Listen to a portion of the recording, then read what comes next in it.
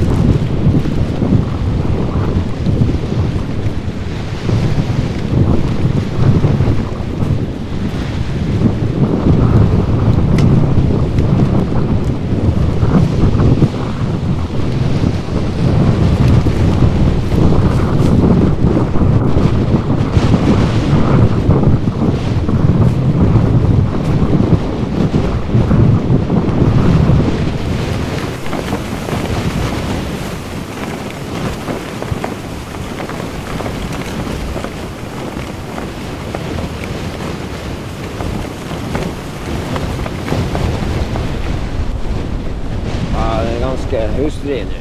Nå blæser han skikkelig. Fyker litt inntil hunder. Jeg holdt på å lese boka Erik Raude av Øystein Morten. Men jeg har fått hos han julegave hos han Erling. Jeg gjemte den for å kunne ha med på fjell. Det var interessant. Den første boka som han har skrevet om han Erik Raude helt siden det sto litt i sagaen. Det er jo litt interessant å lære seg litt historie fra den tiden.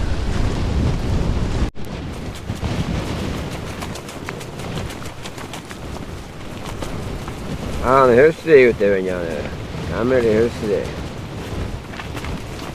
Jeg lagde oss litt fint om det.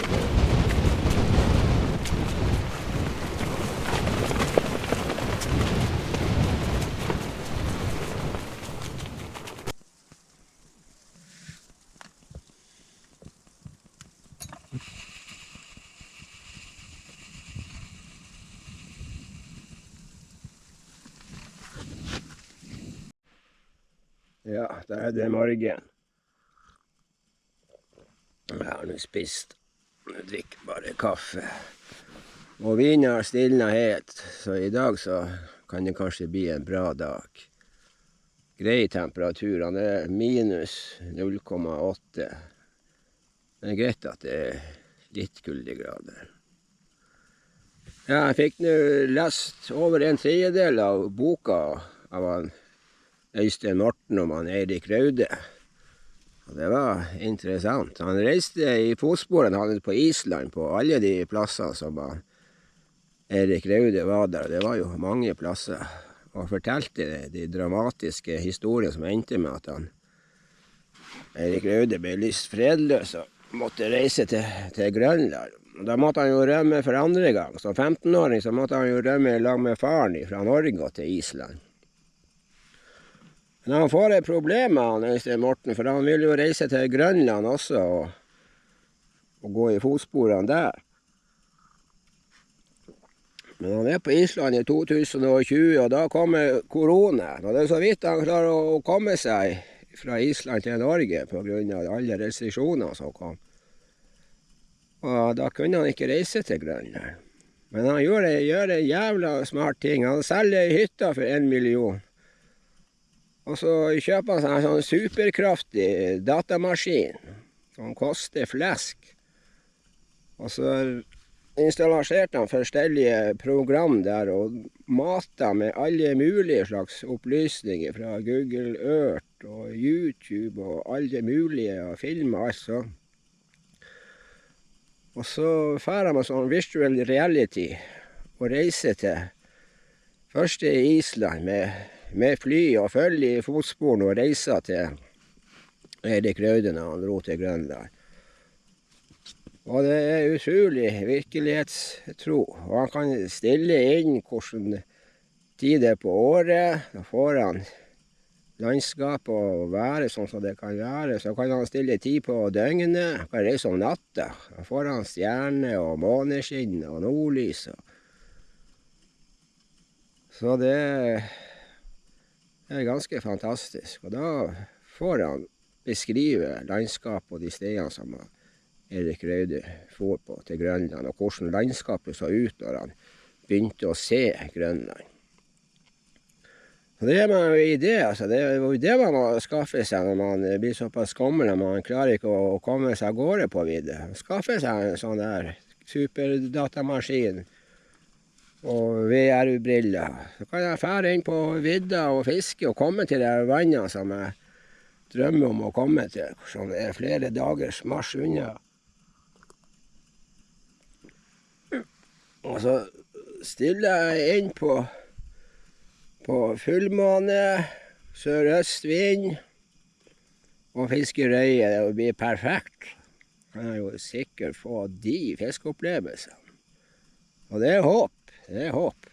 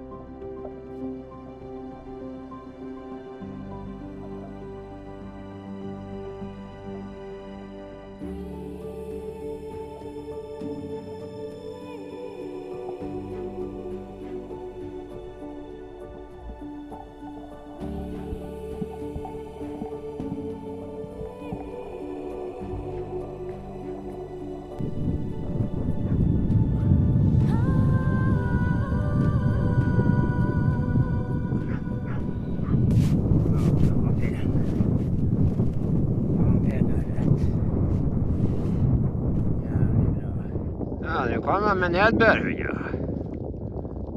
Nedbør nå. Jeg håper ikke det blir så jævlig mye.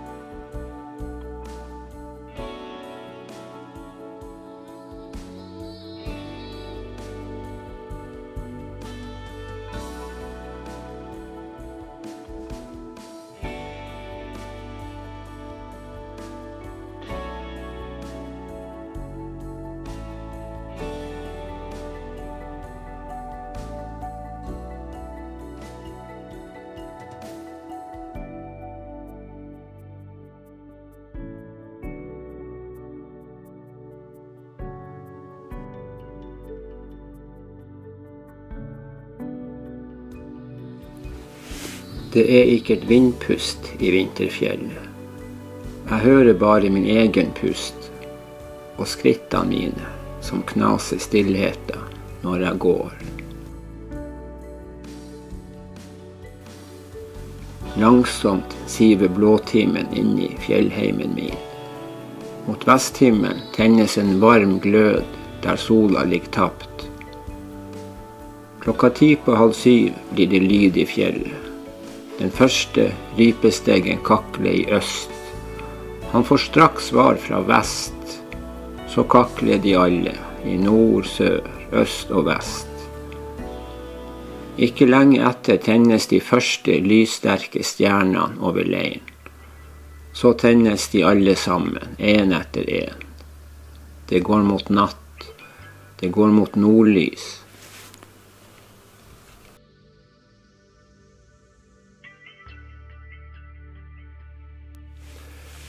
Den andre dagen får forsteren Odin en skade i ene framfoten.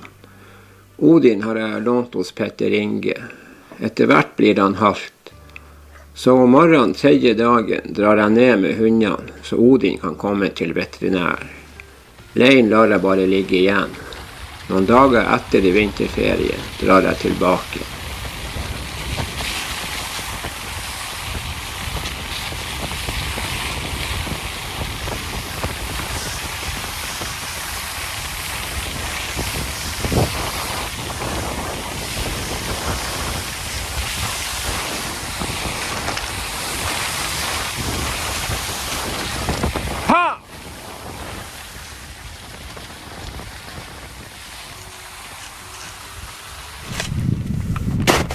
Det var at jeg klarte å finne holdene der sist jeg var. Jeg merket dem på seg.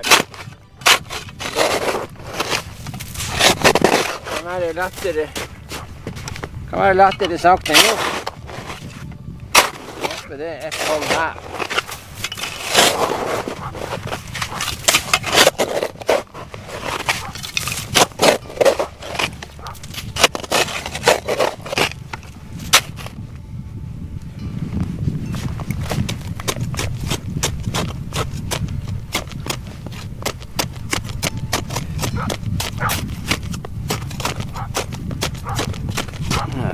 Det er ikke noe.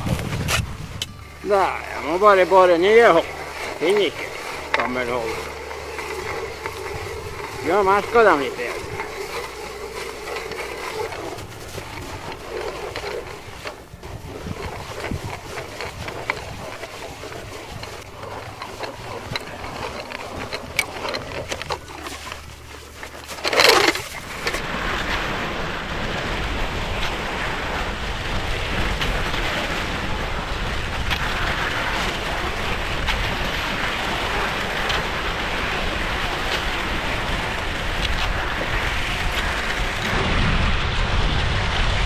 Ja, nå skal vi prøve å dra til Drøyevann.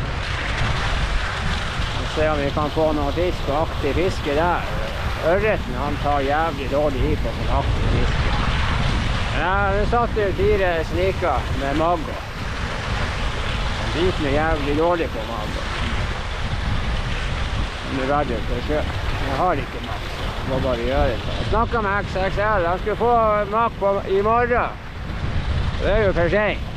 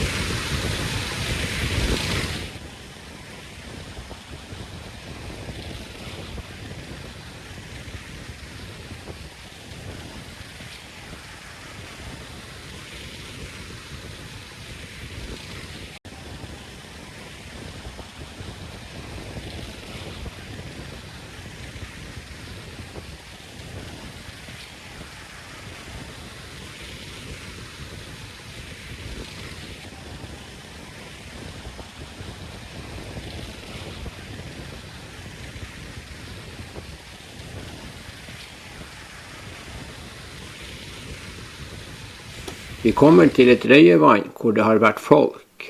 Her er ferdig laget fiskehull. Jeg stoler på at de som har vært der vet hvor røya bruker å stå. Ser ingen grunn til å bore nye hull.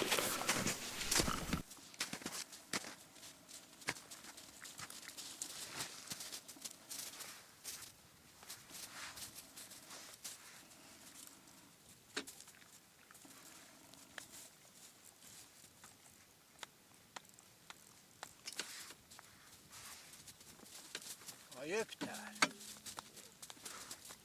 Kanskje Storøya står på djupt vann. Ikke.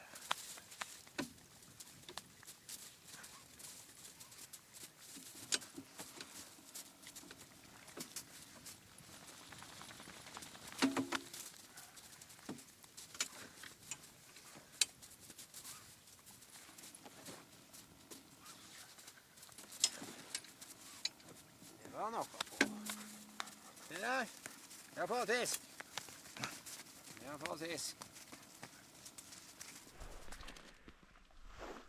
Jeg tror det er minifisk det her også.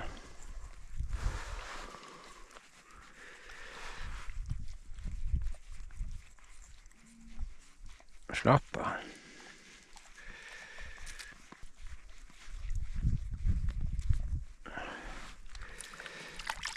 Ja. Kanskje den er mulig å ha i stekepanne, den der. Kanskje.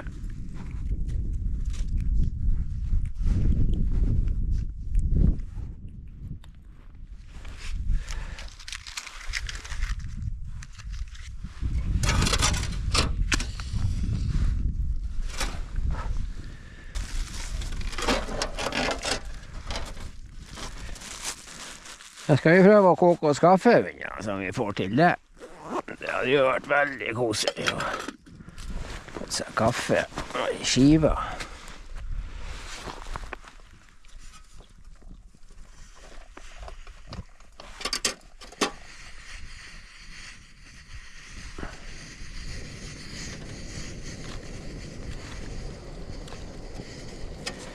Ja, der fikk vi 4.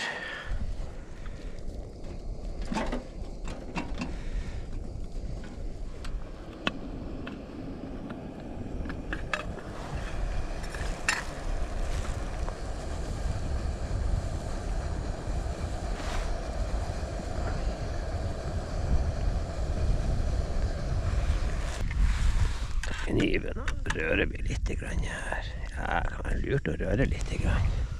Det kan alltid være lurt. Smør må vi ha. Det må vi ha.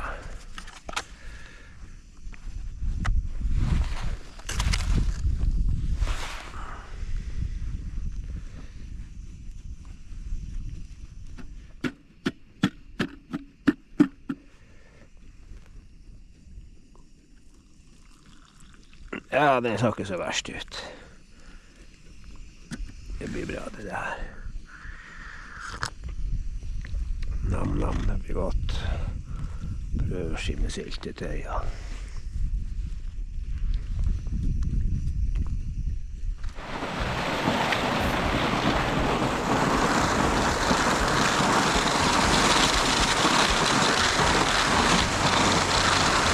Ha! Anja, Fredrik-Anja.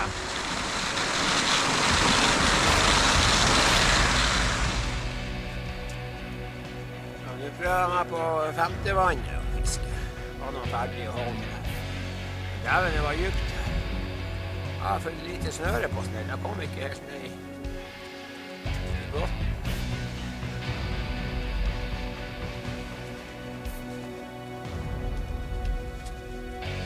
Klokka nærmer seg 5:30. Begynner å bli mørkt. Det er jo en times tid, så det tar veldig mørkt. Sånn ja, ja! Der ja, ja!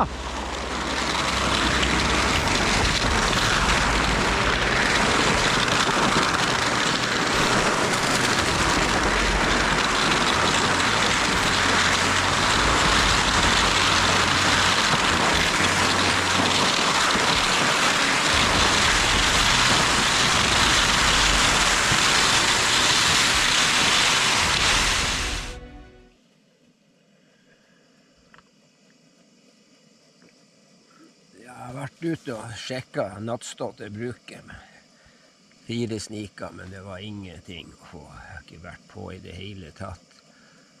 Det har vært relativt kaldt i natt, så det var frosset litt tjukk is på. Eller tjukk og tjukk. Det var noe sånn jeg måtte hakke meg gjennom med kniven. Jeg var trasig jeg ikke fikk tak i makk. Når jeg hadde det, så har jeg nok fått ørret, jeg er helt sikker. Jeg skal bare ta frokost nå og drikke kaffe, så skal jeg pakke lein. Så skal jeg på vei hjemover, så skal jeg prøve å fiske i noen røyevann nordøst for denne leien. Og se om jeg får noe. Jeg prøvde litt der en plass i går, jeg så det hadde vært noen og fisket. Det var litt blod, de hadde fått fisk. Men det var jævlig dypt der. Og den snella hadde stanga og snella hadde med meg, så hadde jeg for lite tau på. Jeg kom ikke ned til bunnen der. Jeg skal ta en annen stikk og komme helt ned til bunnen og prøve. Der hadde han jo fått litt fisk. Det var artig å prøve. Ja, nå pakker jeg leien.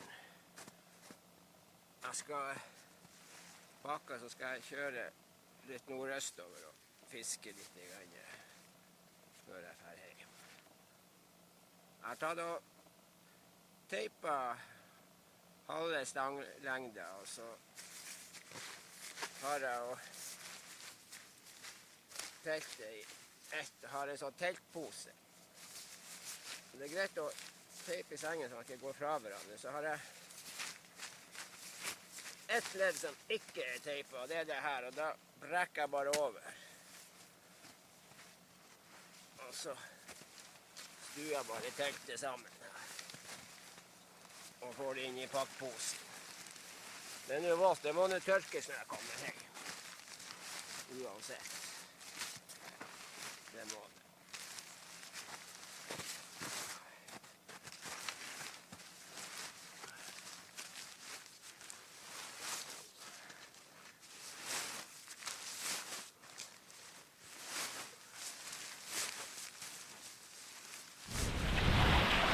Ja, da er vi på vei hjemover. Skal bare stoppe en plass og fiske. Der hvor det var så djupt jeg ikke nådde båten. Jeg har tatt på en annen stikke, så der tror jeg det skal være tau nok. Satan, de har fisket djupt her. Jeg tror det må være 50 meter. Gikk og gikk og gikk ut det her snøret. Men jeg kom nå til båten. Jeg har ikke kjent noe. Dypt som det her har jeg aldri fisket. Det er artig å slappe på fisk. Det må jo være storfisk som er så dypt. Kan du gjøre? Storfisk. Ja, det må være storfisk.